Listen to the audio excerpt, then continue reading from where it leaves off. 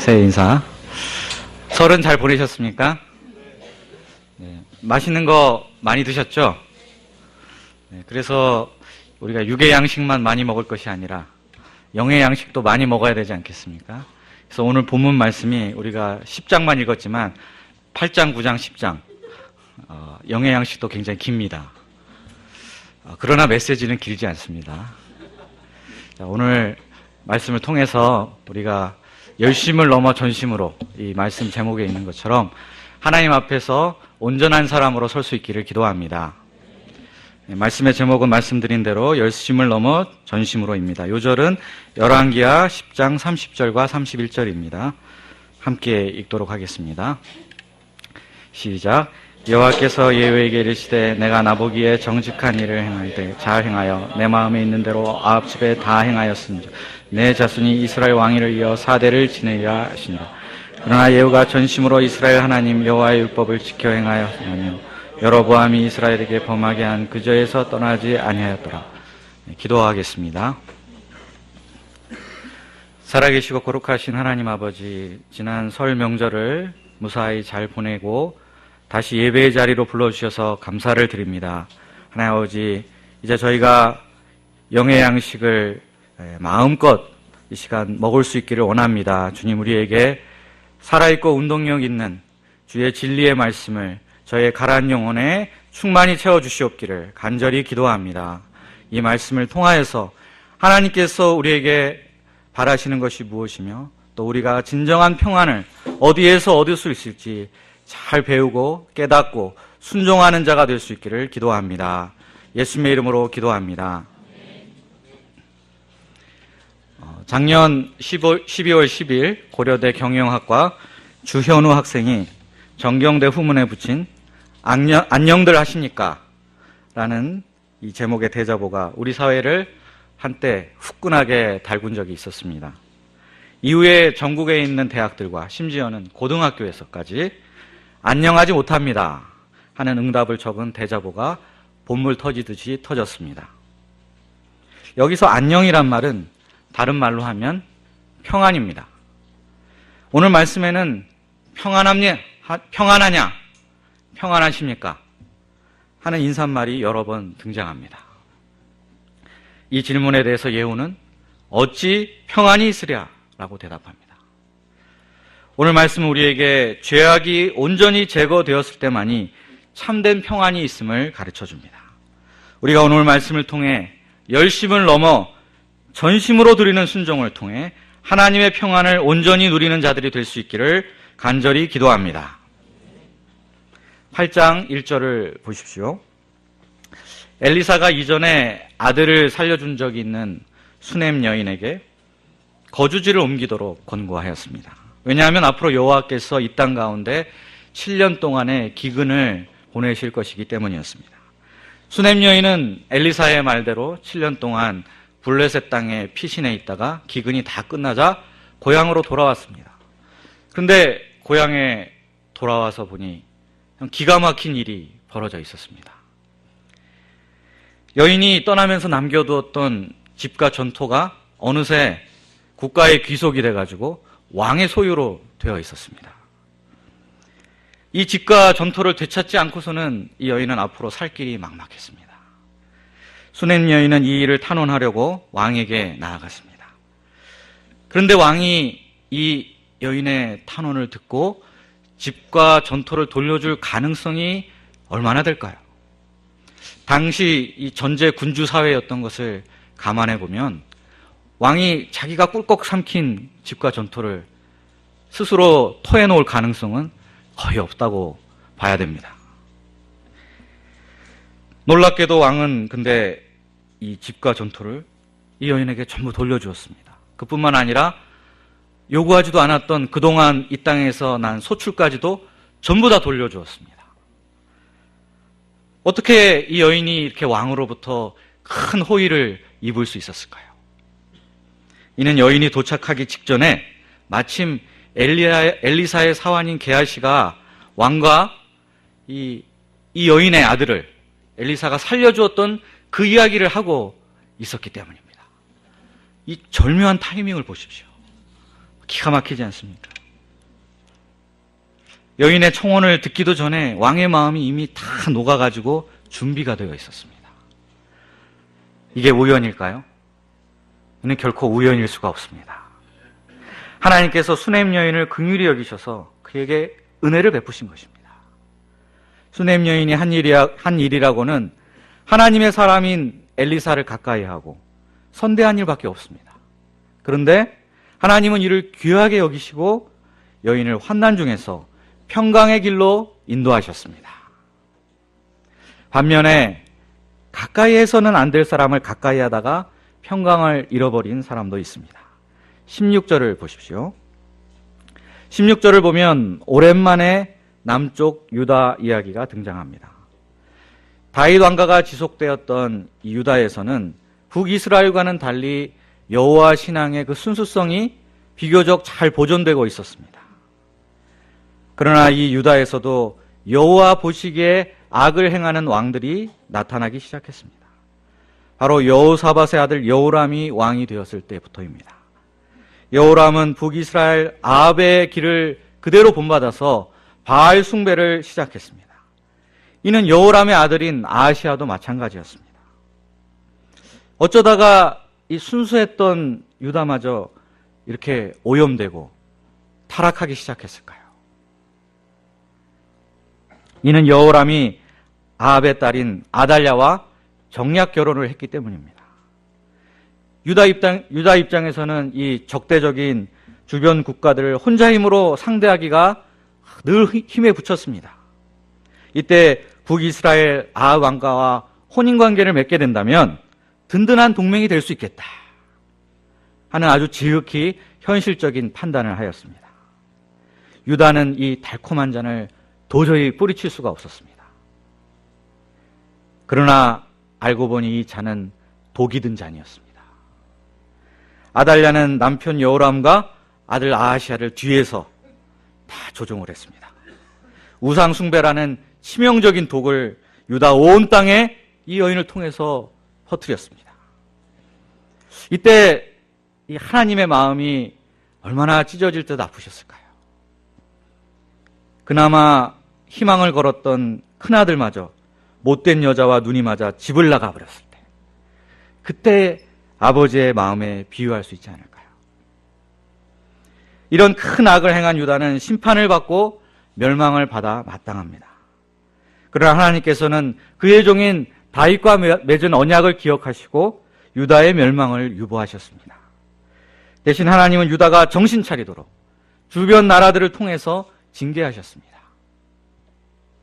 동쪽에서는 에돔이, 서쪽에서는 림나가 배반을 하였습니다. 근데 그것이 전부가 아니었습니다. 날이 갈수록 더욱 강성해지는 아람의 세력은 남과 북 모두에게 큰 위협 세력이 되었습니다. 이제 유다 왕국에서 다윗과 솔로몬 왕 시대의 그 평화의 시대는 머나먼 과거의 이야기가 되고 말았습니다. 본문 속에 나오는 이 수냄 여인은 망할 듯 하면서 망하지 않고 결국에는 평안을 얻습니다. 반면에 유다 왕조는 잘해보려고 하는데 잘 안 되고 결국 평화를 위협받고 있습니다. 그 원인이 무엇일까요? 원인은 아주 단순합니다. 이 수냄 여인은 하나님의 사람인 엘리사를 가까이 했고 유다 왕조는 하나님의 원수인 아합 가문을 가까이 했기 때문입니다. 이처럼 누구를 가까이 하느냐가 우리 삶에 평안이 임하느냐 아니면 평안이 떠나가느냐 하는 일에 중대한 영향을 미치는 것입니다. 돌이켜보면 저의 과거는 하루하루가 전쟁 같은 날들이었습니다.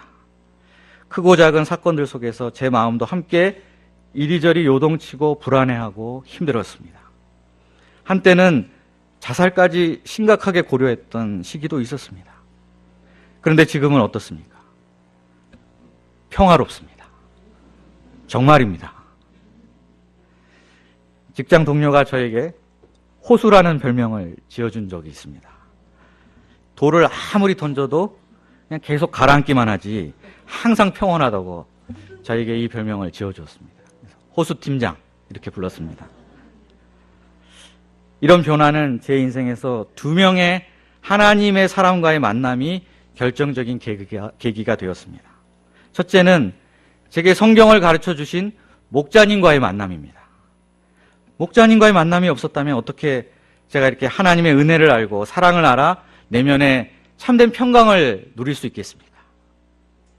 둘째는 믿음의 결혼을 통한 제 동역자와의 만남입니다.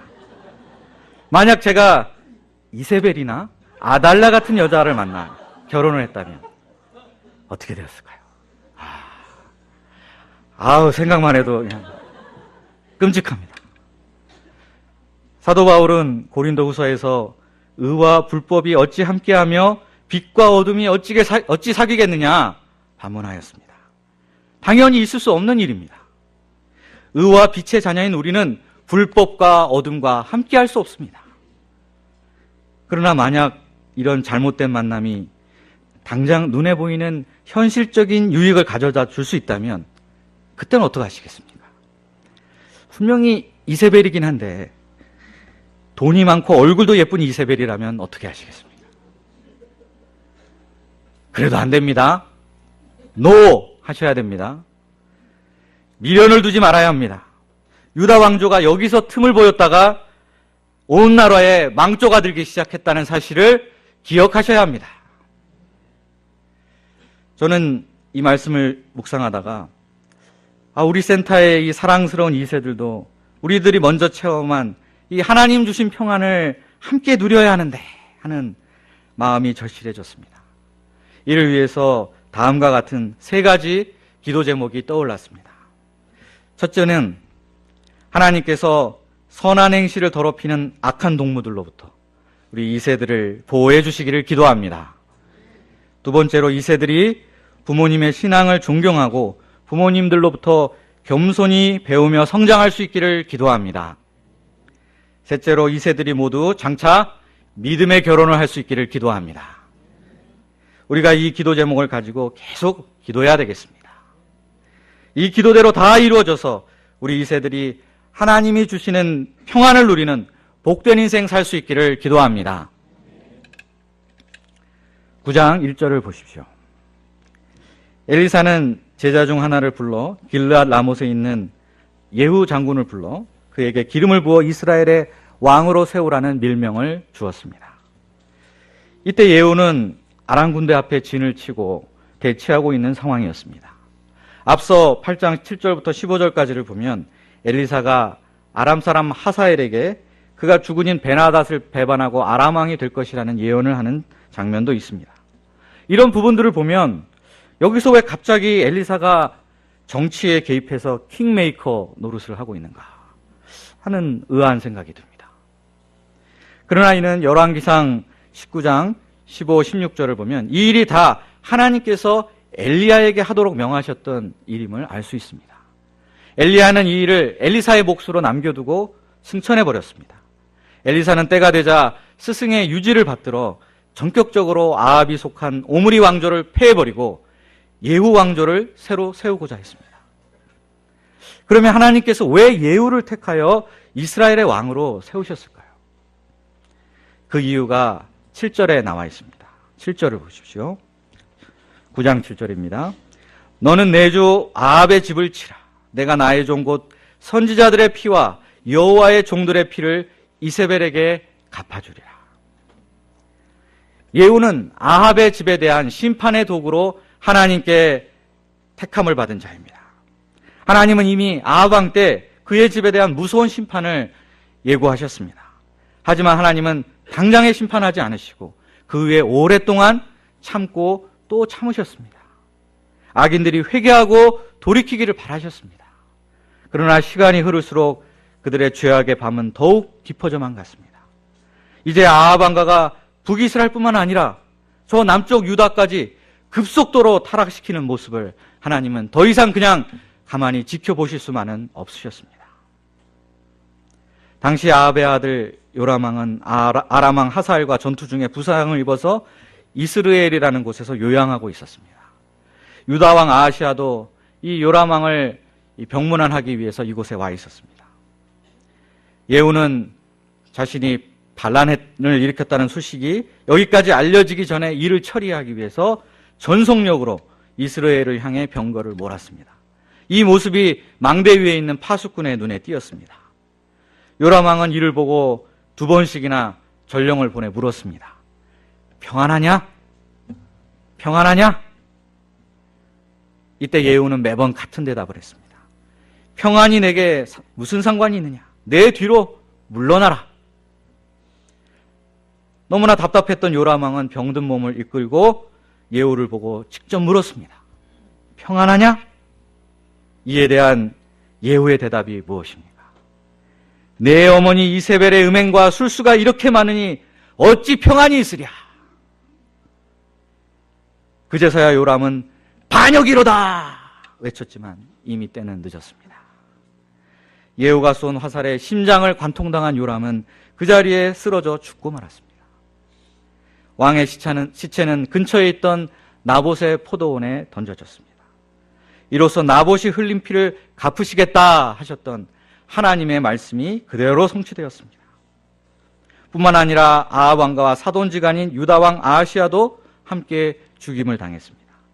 희대의 악녀인 이세벨은 끝까지 고고한 척했지만 결국에는 창문 밖으로 던져져서 비참한 최후를 맞이했습니다.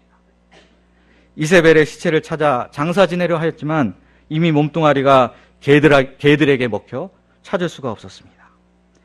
이는 열왕기상 21장에서 개들이 이세벨을 먹으리라 하셨던 그 여호와의 말씀이 단 1cm의 오차도 없이 완벽하게 성취된 것입니다. 근데 여기서 보면 이 요람 왕과 예후가 평안이라는 말을 서로 다른 의미로 쓰고 있는 것을 볼 수 있습니다. 요람 왕이 예후에게 무려 3차례나 평안하냐 이렇게 물었습니다. 이때 이 평안하냐라는 말의 의미가 무엇일까요? 이 말은 아람과의 전쟁에서 승리했느냐 하는 의미입니다. 요람 왕의 관심사는 오직 전쟁의 승패에 있었습니다. 요람에게 평안이란 전쟁에서 승리하는 것이요 적들을 굴복시킨 상태를 의미합니다. 이기면 평안이고 지면 평안이 없는 것입니다. 그러나 예후가 생각했던 평안은 이것과는 다른 것이었습니다. 예후는 요람에게 이세벨의 음행과 술수로 대표되는 이 죄악들이 이스라엘에 이렇게 만연해 있는데 어떻게 평안할 수 있겠습니까? 라고 물었습니다. 예후에게 있어서 평안은 이스라엘 가운데 죄악이 뿌리 뽑혀 있는 상태를 의미했습니다. 설사 아람과의 전쟁에서 이긴다 하더라도 이스라엘의 죄악이 뿌리채 뽑혀지지 않고서는 더 이상 평안은 있을 수 없었습니다. 왜냐하면 여전히 하나님의 진노가 그들 가운데 머물러 있을 것이기 때문이었습니다. 아람보다 더 무서운 적이 이세벨의 음행과 술수였습니다. 우리는 모두 평안함 가운데 살기를 원합니다. 그래서 인사할 때도 안녕하십니까? 이렇게 서로 평안을 묻습니다. 그런데 도대체 우리가 생각하는 평안이 무엇입니까? 큰 사건, 사고 없이 지내면 평안한 것입니까? 일이 실타래처럼 술술 잘 풀려나가면 평안한 것입니까? 경쟁사회 속에서 승리하는 것이 평안입니까? 근데 이런 것들은 다 요람의 평안입니다. 그냥 겉으로 보이는 평안일 뿐입니다. 그러나 이보다 훨씬 더 중요한 진짜 평안이 있습니다. 진짜 평안이 무엇일까요? 그것은 하나님과의 관계를 바르게 맺는 것입니다. 이것이 평안입니다. 우리 안에서 하나님의 진노를 일으키는 죄악들이 제거되는 것, 이것이 참된 평안입니다. 별탈 없이 그럭저럭 잘 살고 있다고 무조건 평안하다고 착각해서는 곤란합니다. 우리 안에 죄들이 제거되지 않은 채 그대로 남아있다면 어찌 평안이 있겠습니까? 남몰래 정욕의 죄를 즐기면서 아직 들키지 않았다고 평안이 있습니까? 이미 마음은 하나님을 떠나 세상으로 향해 있는데 아픈 데도 없고 큰 사고도 없었다고 평안할 수 있습니까? 참된 평안을 누리려면 우리 속에 있는 아합과 이세벨의 요소들, 탐욕과 음란의 죄들, 우상 숭배를 과감하게 찍어내 버려야 합니다. 죄와의 싸움에서는 인정사정을 봐줘서는 안 됩니다. 나중으로 미뤄서도 안 됩니다. 그래서 히브리서 저자는 죄와 싸우되 피 흘리기까지 대항하라고 권면하였습니다. 청교도의 황태자, 영국의 칼빈으로 불리는 존 오웬이라는 분이 있습니다. 이분이 일생 동안 50권이 넘는 책을 저술했는데 그 중에서 가장 유명한 책이 죄 죽이기라는 책입니다. 책 전체가 다 죽이는 이야기입니다. 이 책 아주 죽이는 책이니까 꼭 사서 읽어보시기 바랍니다. 심지어 8장의 제목은 죄를 죽이는 9가지 방법입니다. 그 8장에 다음과 같은 글이 있습니다. 죄의 정욕의 위험은 사람의 일생 동안 평화와 힘을 빼앗아 갈 수 있다는 데 있다. 하나님과 화평을 누리고 그분 앞에서 동행할 수 있는 힘을 얻는 것은 은혜 언약의 위대한 약속의 핵심이다. 바로 이와 같은 평화와 힘을 통해서 우리 영혼은 삶을 얻는다. 만약 그런 것들이 없다면 우리의 삶은 죽은 것과 마찬가지다.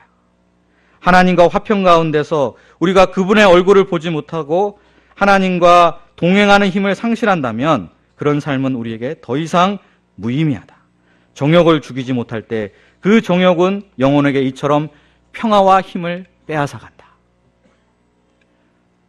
우리가 죄를 죽이지 않으면 죄가 우리를 죽입니다. 죽기 살기로 죄와 싸워야 합니다. 싸우는 척만 하지 말고 실제로 죄를 죽여야 합니다.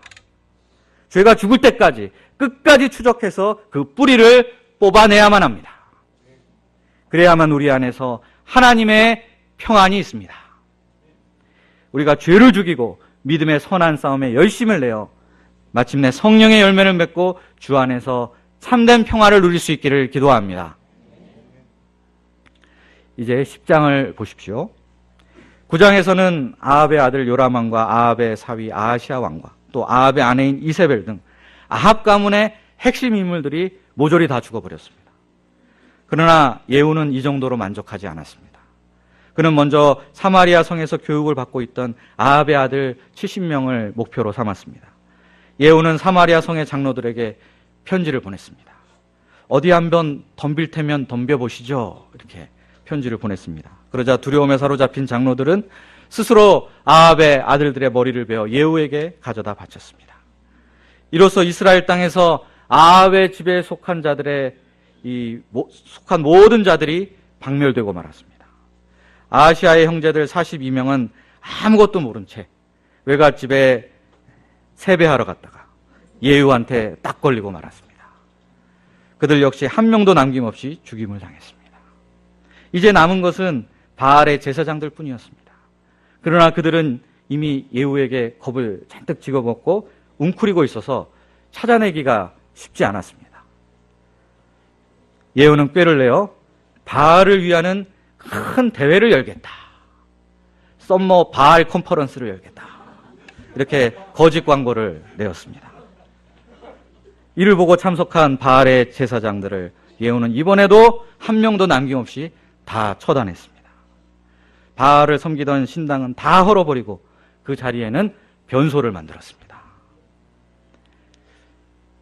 성경에 나오는 여러 인물, 그 많은 인물 중에 이렇게 예후만큼 화끈한 사람이 또 있을까요?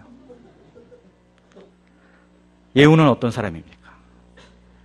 이스라엘의 위대한 종교 개혁자일까요? 아니면 주군을 배반하고 쿠데타를 일으킨 반역자일까요? 전략과 실행 능력이 탁월한 능력 있는 군인일까요? 아니면 잔인한 학살자일까요? 예후란 인물에 대해서는 보는 사람에 따라 참 다양한 평가가 내려질 수 있을 것 같습니다. 그러나 뭐니 해도 가장 중요한 평가는 성경이 이 사람에 대해서 어떻게 이야기하고 있는가. 그 성경의 평가가 중요합니다. 그것이 바로 10장 30절과 31절에 나와 있습니다. 우리 요절 말씀인 10장 30절, 31절을 다시 한번 읽어보겠습니다. 시작. 여호와께서 예후에게 이르시되 내가 나보기에 정직한 일을 행하되 잘 행하여 내 마음에 있는 대로 9집에 다 행하였으니 내 자손이 이스라엘 왕위를 이어 4대를 지내니라 하시니라. 그러나 예후가 전심으로 이스라엘 하나님 여호와의 율법을 지켜 행하지 아니하며 여호와 하나님이 이스라엘에게 범하게 한 그 죄에서 떠나지 아니하였더라. 예후가 여호나답이라는 사람을 만났을 때 한 말이 있습니다. 여호와를 위한 나의 열심을 보라. 예후는 하나님의 열심에는 자부심이 있었습니다. 실제로도 그는 하나님이 맡겨주신 일에 대단한 열심을 내어서 아합의 집을 이렇게 깨끗하게 청소하였습니다. 하나님은 우상 숭배자들을 심판한 이 예후의 열심에 대해서 매우 흡족하게 여기셨습니다. 왜냐하면 이 일로 말미암아 불의에 대한 하나님의 진노, 그리고 하나님의 말씀은 반드시 성취된다는 것을 증명하였기 때문입니다. 그러나 예후는 여로보암이 이스라엘에게 범하게 한 죄, 곧 베델과 단에 있는 금송아지 제단을 없애지는 않았습니다. 아니, 왜 예후가 아합의 집을 제거하는 데는 이렇게 놀라운 열심을 내면서도 여로보암의 죄를 떠나는 일에는 이토록 냉담했을까요? 참 이상하지 않습니까? 아합의 집을 제거하는 일은 하나님께서 맡기신 일입니다. 근데 그러면서 동시에 예후 자신의 왕권을 강화시킬 수 있는 길이기도 했습니다. 이전 왕조의 관련자들이 모조리 다 제거되면 새 왕조의 반기를 들 구심점이 사라집니다. 하나님도 좋고 나도 좋고 꼭 먹고 알 먹고 도랑치고 가재도 잡고 얼마나 좋은 일입니까? 그래서 예후는 사력을 다해서 이 일을 아주 열심히 했습니다. 반면에 여로보암의 죄에서 떠나는 일은 하나님께서 원하시는 일이지만 자신의 왕권이 약화될 수도 있는 길이었습니다. 여로보암이 만든 단을 없애버리면 이제 북이스라엘 사람들이 성소가 있는 예루살렘으로 가기 위해서 남유다로 이렇게 계속 왕래할 것이 틀림없었습니다. 또 그러다 보면 그들 중에 난 유다가 좋아, 난 유다 스타일 막 이렇게 하면서 이스라엘을 떠나는 사람들이 생길 수도 있었습니다. 하나님만 좋고 나한테는 별로 안 좋을 것 같았습니다. 그래서 예후는 이를 외면해버렸습니다. 만약 예후가 여기서 금송아지 제단까지 다 제거했다면 그의 후손들이 상당히 오랫동안 장기 집권을 했을 것입니다. 그러나 예후가 부분적인 순종을 했기 때문에 하나님은 이스라엘의 왕위를 예후 가문에게 단 4대만 허락하셨습니다. 뿐만 아니라 하나님은 이스라엘 땅에서 일부 영토를 잘라내셔 아람 왕 하사엘에게 넘겨주셨습니다.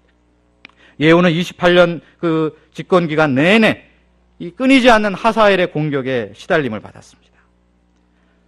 예후는 분명 이스라엘에서 바알 숭배자들을 뿌리 뽑는 위대한 종교개혁을 일으켰습니다. 인정받을 만합니다. 칭찬받아 마땅합니다. 그러나 안타깝게도 그 개혁이 불완전한 반쪽짜리 개혁에 그쳤기 때문에 이스라엘은 아직 온전한 평화를 회복하지 못하게 됩니다. 이처럼 열심은 있으나 전심이 없는, 열심은 있는데 전심이 없는 이 한계적인 신앙은 예후만의 문제는 아닐 것입니다. 하나님을 상대로 윈윈 게임을 벌이는 사람들이 있습니다. 하나님 윈, 나도 윈. 그런 일에는 아주 열심을 냅니다. 필이 꽂히면 한국 사람만큼 열정적인 사람들이 없습니다.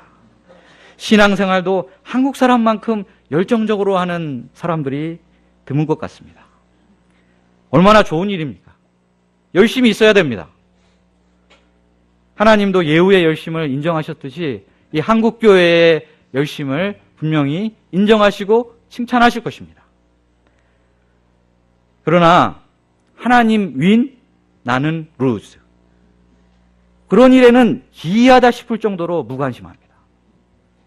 인생에 조금이라도 손해가 갈 것 같거나 필이 꽂히지 않으면 명백한 하나님의 말씀인데도 불순종하는 사람들이 많습니다. 성경을 열심히 읽는데 그냥 내가 좋아하는 구절에만 밑줄을 쫙쫙. 기독교 서점 가면 액자가 많지 않습니까? 거기 보면 내 영혼이 잘된 같이 범사에 내가 잘됨 원하노라 라든지 뭐 그런 말씀은 많이 씁니다. 그죠? 내 시작은 미약하였으나 나중은 창대하리라. 본문 보면 전혀 그런 말씀이 아닌데 하여튼 그런 액자는 식당 가면 꼭 하나씩 걸려 있어요. 그런데 자기를 부인하고 자기 십자가를 져라 라든지 나는 날마다 죽노라 이런 액자 보신 적 있습니까? 눈 씻고 찾아봐도 보기가 해요.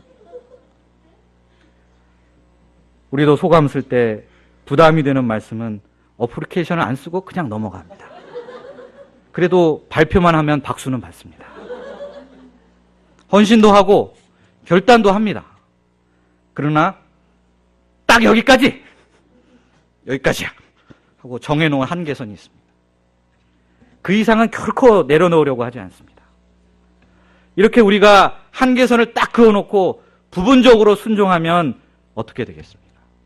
그러면 하나님도 예후에게 너는 딱 4대만 왕 노릇해라 하셨듯이 한계를 두고 축복하실 것입니다. 더 축복하고 싶으셔도 전심이 없기 때문에 전폭적으로 축복하실 수가 없습니다. 90년대 한국교회에 기독교 세계관 운동 붐이 일어난 적이 있습니다. 조금 관심 있으셨던 분들은 아마 기억이 나실 것입니다. 각 대학에 계신 크리스천 교수님들이 열심히 이 운동을 전개해 나갔습니다. 이 운동은 또 우리나라의 복음적인 기독교 대학을 세워 기독교 세계관을 사회 곳곳에 펼쳐내자 하는 운동으로 확장이 되었습니다. 여기저기에서 기금이 막 들어와서 설립 직전에까지 갔었습니다. 그러나 결국 끝내 대학 설립이 무산되고 그 일은 흐지부지 되고 말았습니다. 왜 그렇게 됐을까요? 왜냐하면 그렇게 열심히 있던 교수님들에게 지금 재직 중인 서울대, 포항공대, 고려대 등의 교수직을 버리고 이 대학으로 오십시오. 듣도 보도 못한 신설대학으로 오십시오. 그랬더니 그분들 중에 그만둔 사람이 한 사람도 없었습니다. 그래서 결국 무산되고 말았습니다. 우리가 이렇습니다.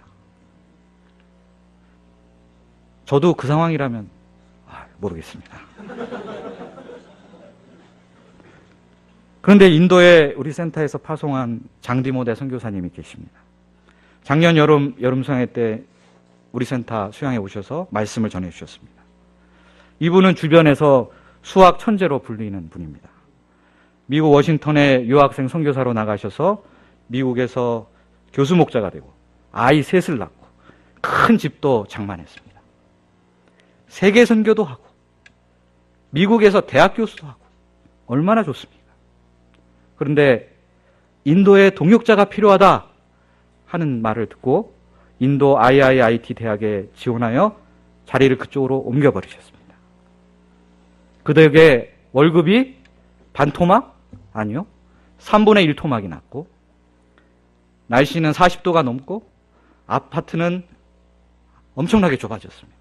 모든 것이 다 열악해졌습니다. 그런데 지금 디모데 선교사님은 날마다 아침마다 그 형제 장막을 돌면서 인도 형제들을 깨워서 기도 모임에 데리고 나가신다고 합니다. 이 한 분이 전심으로 드린 그 헌신으로 말미암아 힘들던 인도 역사가 큰 힘을 얻고 성령의 그릇을 이루어가고 있습니다. 열심을 넘어 전심으로 하나님을 섬기는 디모데 선교사님이야말로 이 시대의 진정한 축복의 통로가 아니겠습니까? 이분이야말로 참 위너 이렇게 부를 수 있겠습니다. 하나님만 윈, 나는 루즈 이런 경우는 없습니다. 아예 없습니다. 하나님이 윈 하시면 나도 윈 하는 것입니다. 왜냐하면 세상이 줄 수 없는 하나님의 평화가 나와 함께하기 때문입니다. 부분적인 순종은 부분적인 평화를 가져다 줍니다. 전심으로 순종할 때 온전한 평화를 누릴 수 있습니다. 새해 우리 마음을 통째로 갈아엎고 전심으로 하나님을 섬겨 참된 평화를 누리는 복된 새해가 될 수 있기를 간절히 기도합니다. 기도하겠습니다. 살아계시고 거룩하신 하나님 아버지, 열심은 위대합니다. 우리에게 열심을 주시옵소서. 그러나 그보다 더 위대한 것이 전심인 줄을 배웁니다. 주님, 우리 열심을 넘어 전심으로 하나님의 모든 말씀에 순종하고 한계없는 순종과 충성을 주님께 드리기를 원합니다. 아버지 하나님, 이 순종으로 말미암아 우리에게 주시는 하나님의 복된 선물인 하나님의 평안이 우리 가운데 충만히 임할 수 있기를 간절히 기도합니다. 또한 이를 위해서 우리 가운데 있는 아합과 이세벨적인 요소들, 탐욕과 정욕의 죄들, 우상 숭배들을 남김없이 다 뿌리 뽑을 수 있기를 간절히 기도합니다. 예수님의 이름으로 기도합니다.